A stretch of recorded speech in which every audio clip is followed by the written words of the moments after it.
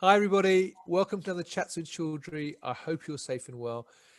I'm looking out my window and I can see vestiges of some sunshine coming through. So it's a lot better day than it was yesterday when it was horrible, dark, wet and miserable. So today I'm delighted to be joined by Duncan Borthwick, who is I must get the job title right, Global Marketing Manager for Solentim. And Hi today there. we're going to be, hi there, Duncan. And today we're going to be talking about cell line development in cell and gene therapy. So Duncan, thank you for joining me. Where are you calling in from today? Well, I'm in the south coast of England, so I'm in sunny Hampshire next to Southampton. So, as you said, a little bit better today, nearly sunshine. So let's go optimistic today.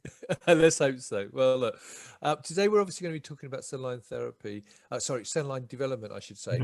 But before we start doing that, for people not familiar with Solentim, could you give me a quick overview of the business and also your background as well? Yeah, so Solentim is a manufacturing company and it's just celebrated its 10th birthday. Congratulations. And so we're based in the south coast of the UK and we have offices in North America and around the world. And we are really focused on the cell line development area, which we will discuss further. And so we have instrumentation and technologies to really enhance that workflow. Me personally, I have a PhD a long time ago from the University of Edinburgh and the University of Chapel Hill in North Carolina. And since then, I've been working in developing technologies to really advance science. That's what I do. Fantastic. So for those listeners not familiar with cell line development, could you explain what actually happens in the process? Yeah, so this is a really interesting area. So it's in the development of antibodies as therapies. So if you think about how antibodies are manufactured, antibodies come from cells, so cells are secreting antibodies. So here we are in drug development research, and cell line development is a key stage that's related to drug safety and also scaling up the process. And in this area, you have cells that are manufacturing your drug of tomorrow. And what's been asked at this stage of the manufacturers is to standardize the process. So we have loads of cells producing loads of antibodies, and each cell is slightly different. Okay, this is biology. And what cell line development is asked is, okay, stop for a minute. Let's get it down to a single cell. So you start with this big pool that you've transfected. Let's get it all down to single cells. And then I want you to pick one cell that will go into the master cell bank. So we've gone down to single cells. And then what we have to do to the regulator is actually demonstrate that that was a single cell at that stage. And there's a huge amount of work to say, yep, I have evidence of that single cell stage, which is called clonality. Then we grow them up. And some survive, some don't. Some are great at producing antibodies, but don't survive very long. Some are really slow growers, but might be the winners. So the cell line development scientists are really asked to kind of pick the winners by using selection techniques and to say at the end, okay, I'm going with that one. And it's a really big call because that individual cell will become the master cell bank, which may be producing $1 billion drug. So it's a complicated mixture of complicated biology, process engineering, risk management, regulation. It's a toughie. It's a tough one. So hats off to anybody who engages in this area. Right. So, well, that's interesting. So there obviously must be lots of challenges then that scientists face when they're doing this. So what are the major challenges that the scientists would face then in this process? So number one, you got biology. There's a big subject. So the whole transfection methodologies and trying to get a stable expressing cell line. There's a whole slew of this, and selection of the correct cell lines to carry this forward. And then you need cells that are going to survive this process. So cells like living together, you know. And you're suddenly isolating. We could go for a COVID metaphor here, self-isolation. So we're putting these poor little cells into this big lonely well. And so some cells just don't like this. So there's a lot of technologies that we have as well to encourage and to support that early growth. And then you're trying to guess, okay, down the road, are these cells going to grow happily in big bioreactors? And are they going to be producing the antibody in a stable way as we can scale up? So there's all this dynamics. And people talk about kind of picking the needle in the haystack, and how can you understand at an early stage as reasonable which are going to be the winners and which you're going to get rid of. So at each of these stages, you often go from a 384 to a 96 to a 6 to a flask, all the rest of it. So you're being asked at this each stage to actually to get rid of them, rid of some candidates, and focus. So it's all about this, selection of all these stages. Plus, you have all this regulation thing coming in. So you have to demonstrate to the regulator that that was a single cell. And that's a surprisingly difficult task. So we have imaging approaches, but we also look at growth. So we understand the dynamics of cell growth. So one piece of evidence might be that, okay, one cell is on day 0, as we call it. And if a cell divides about every 24 hours, you should be able to see 2 cells, and then 4, then 8, and 16. And evidence like that is gathered to the regulator and to say, look, here's all the evidence that we have that seems perfectly reasonable that there was a single cell. Well, that's really interesting. So what sort of time frame are we talking about? Because I'm sure each stage takes a different length of time. Does it vary depending on the cells you're looking for? Or, I mean, how long is the whole process then? So the whole process traditionally can be months. And there's a lot of really cool technologies now. Everybody wants compressed workflows for lots of practical reasons. One of the kind of pressing things is incubator space. So how can you get the number of plates down? And so some of the really good technologies, there's a company that we work with, it's called Atom, and they've got really powerful technology to get transposons into cells. So basically a very high percentage of cells have a good integrated vector in them. And if you go from that approach, you can suddenly go, oh, well, so we're going to start with a 3 to 4 well plate. And then with our technology, we know that a lot of them are single seeded and a lot of them are going to grow.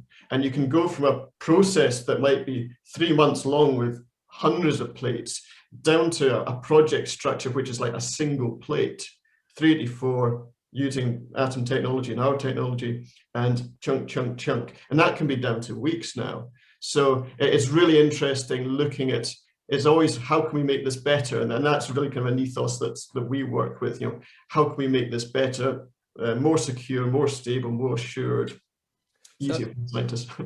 Right. So looking at technology, they're talking about technology there. So how has the technology changed, and how have you as a business changed your technology over the last 10 years to follow these changes within cell line development in terms of compressing the time that people need to work with? And also, as an additional question, in the past year, obviously with the pandemic, a lot of people have had to work from home. So how has remote working impacted on the technology as well? So I think one of the major areas is this whole idea of risk. So this whole idea of, okay, how can you demonstrate as a single cell? So one way to do the seeding of these single cells is by limiting dilution. Right. And that is basically take a pipette of a low concentration mix where you think that there will be around half a cell per droplet kind of thing.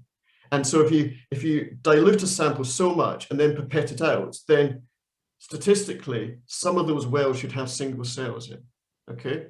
There's no evidence to support that. You can't, but statistically, you think math should be on your side. So 10 years ago, and to be honest, still today, the approach for single cell seeding was a statistical one. Right. And when Solentim brought our imaging platform, the Cellmetric, into this, and it's specifically designed to look for single cells in wells, the whole idea of quality evidence came up and say, look, there it is, there it is. And you can go through this whole workflow validation to look at all the possible factors that might affect this. And there are, like, shadows or plastic you use or the way you go about this. But so the one of the big technology changes is going from a statistical one to an evidence-based one. And the dynamics of this is interesting. So there's a cell line development scientist trying to do their thing. The regulator looking after the safety of the patients in the process, and technology companies. And we very much see that kind of triangle working together, trying to think, okay, how can we all make this better? And for the regulator, for instance, to have a package of quality evidence that they can say, yeah, good job, guys. Yeah, good. Yeah, I can see a process. I can understand the evidence. Compared to stats, going, well, there should be about 40% of those wells should have single cells. So that's a big structural change, and everybody wins from it. It's faster, it's better, it's more solid. Right. You asked the other question about COVID. So I think it riffs off the same area, that access to working in laboratories has been restricted. Sure. And so a lot of our customers, and ourselves, and I'm sure you too, we're juggling strange working patterns and hours and accessibility.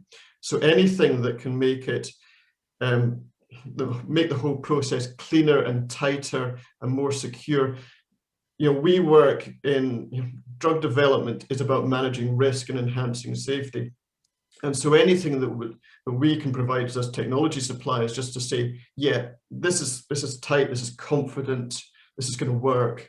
That again works with the scientists and the regulators. So it's been a really positive year, I think, for technologies that are confident and secure and tried and tested and all of this stuff. So it's just, to be honest, it's just further this whole story of secure quality data. Right. Okay.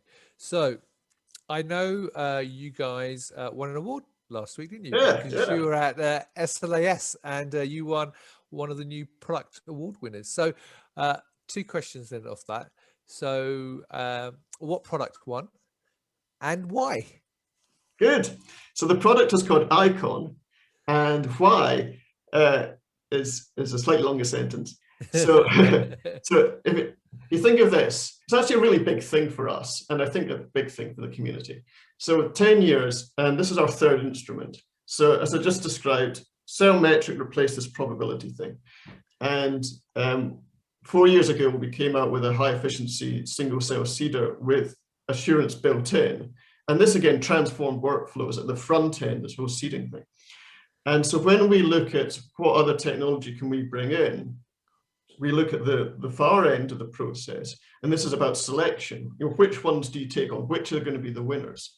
And so we brought in a technology called an instrument called Icon, and that's all about selection. So how can you identify the potential winners or get rid of the losers earlier? And so we do a thing called corrected titer on the platform, and we've been really interested in corrected titer for the last few years. And there's a number of papers also looking at this. And it's simply, if you think of the cell as the factory that's producing the antibody, so we look at a measure of productivity, which is the amount of antibody produced divided by the number of cells. So it's cell production, and that's productivity. And so we have this in a single platform called Icon, which operates at multiple stages in cell line development. And so why we think this is really cool is that to us, this completes the early, middle, late stages of cell line development. So as a standalone instrument, it's interesting, but to us, it completes this story. And the kind of cherry on the top here is, or the icing on the cake, whatever, is that all of this process is generating data. So also last week, we launched a specific data management tool just for the cell line development community, and this is called Studious. And Studious looks at all these data generating moments, brings it all in together in a secure platform, and allows the cell line development to track the entire life of a cell through the journey. And we think, to us, we haven't had a moment to sit back and relax, but to us, this is like, yeah, this is a big picture that we've completed over the last 10 years. And so the SLAS judges, I think, recognize the value of Icon as a standalone instrument, but also our excitement is, really working hard with the customers and the regulators to really kind of transform this whole space over the last 10 years. So, and you mentioned the software package, Studious, if I'm correct, you just said. Yeah. So I was listening when you were talking. Very good, very good. So is that, can you use that with other people's equipment, or is it only integrated with your systems? So it just integrates with our technologies, and part of this is that we're putting in a complete audit mode control, right, both in the instruments and on this data management package. And one of the many kind of anecdotes that kind of drove the development of all of this was hearing, about people to use whatever instrument. They go down the corridor, 3 doors up, got the USB stick, come back. We all know that an auditor walking into the room, this isn't going to look good. So what we're trying to, again, we're trying to think, how can we help this? How can we make this tighter and better? So we have auditing running in the instruments and on the platform. So ultimately, when you get your piece of paper at the end, you go, look, here it is. I know everything about this. I know who's used it. I know about the machines. This is solid data. So it's an audit control package that we think is really important. Right. Oh, and that leads nicely on, because obviously you said you've been on this 10-year journey, did the front end, now you've done the back end, you've got all the stages done now. So what's next then in terms of development for you guys? And where do you see actually the future of cell line development? Well, the list is long. What's really interesting actually is that when we look at, so we've been talking about antibody production. It's in the news today about anti-COVID treatments coming up through use of antibodies. So that areas continue to expand. What's been interesting actually is when we look at other market areas like cell therapy. So this is talking about using derived stem cells. Might be for cancer treatments, might be for Parkinson's treatments, the use of stem cells as a potential treatment. So this is the actual cell that becomes the drug. There's a massive emerging market, as I'm sure you know about this area. And a lot of these companies are going, this is great, but we need to start building in quality processes at an early stage now. We're going from research towards the clinic here. And so a lot of these areas are now going, okay, what's been done before? And they're looking back now to antibody manufacturing, going, okay, they've been through this journey. All right, we understand the importance of this clonality, this control, this auditing, this growth. All of these factors are now being echoed now in a new market, which is cell therapy. So we're having very similar conversations now with that market, or manufacturing of viral vectors for gene therapy. So we're having all these kind of parallel conversations, and I think the regulators are also looking at stem cells. So if stem cells, they inherently want to change into other things. So managing that quality process is inherently, raises some questions. So the regulator, the scientists, and the patient communities and the technology companies are going, okay, let's all try and work this out together. So that's going to keep us busy, certainly, for the next few years, as we try to work with other groups to build standardized workflows around these areas. Well, fantastic. Well, that's all we've got time for, Duncan. I appreciate you going through that. It's a really interesting topic, actually. And what I love doing these interviews is I'm always learning new stuff all the time about different aspects of life. So thank you for bearing with my basic questions at the beginning, but it's been really helpful. So congratulations on winning the award. It's always great to win something and be recognised for the achievement. So well done on that. If people want to know more information about what you do as a business, but also some of the technology you've been talking about, the process, where can they get more information? Well, easiest is LinkedIn. So follow you, follow me, and we try to keep the community up to date through LinkedIn. We also use the webinar hosting company XTalks. I don't know if you're familiar with XTalks. I think they're great. The quality of kind of industry level seminars they put out. So we have a talk on the 25th of February about specifically the stem cell workflow as we look towards the clinical future. So you can follow us on through LinkedIn or website solentim.com. Fantastic. Well, look, as Duncan has said, I will put those links above the video to make it easy, so you don't have to take anything down. The links for the XTalk and the website, and obviously Duncan will be tagged on this, so you can message him directly if you've got any questions about what he's discussed today. So Duncan, all that's left for me to say is thank you very much for taking the time to talk to me. It's been really interesting. I really enjoyed it. Pleasure. And as you've spoken, the sun has come out There we go. at my French window. So hopefully you'll be able to have a nice walk on the beach today in Southampton. I look forward to it. it. A bit drier and not so muddy then. All that says is, thank you very much for your time. I really appreciate it. I wish you, your loved ones, and the company and everybody else a successful 2021. Happy and healthy, obviously. And same to everybody who's watching. And until next time, as always, stay well and stay safe. Bye-bye. Bye-bye.